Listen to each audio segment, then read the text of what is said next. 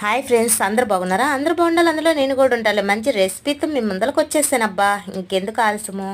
ఏంటంటారా, చికెన్ని లెగ్ పీసుల్ని పెరుగు, కొంచెం గరం మసాలా, కొంచెం ఆయిల్, కొంచెం ఉప్పు, కొంచెం కారం వేసి బాగా కలిపి ఒక అరగంట పాటు పక్కన పెట్టేశాను. అలాగే ఆయిల్ ఏడెక్కిన తర్వాత దాంట్లో చెక్క, లవంగా, పచ్చిమిర్చి వేసి వేపాను. అలాగే ఉల్లిపాయలు కూడా వేసాను. అలాగే అల్లం వెల్లుల్లి పేస్టు వేసి బాగా వేపాను.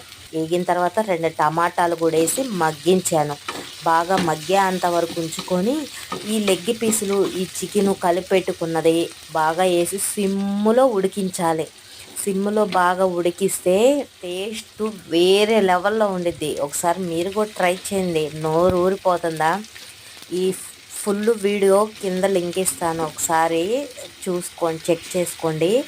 అసలుకి పెరిగేసి కలిపి పక్కన పెడతాం కదా, సిమ్లో ఉడికించినప్పుడు ఆ రెసిపీని వేరు ఫ్రెండ్, చాలా అంటే చాలా టేస్ట్గా ఉండిద్ది. నచ్చినట్టయితే సబ్స్క్రైబ్.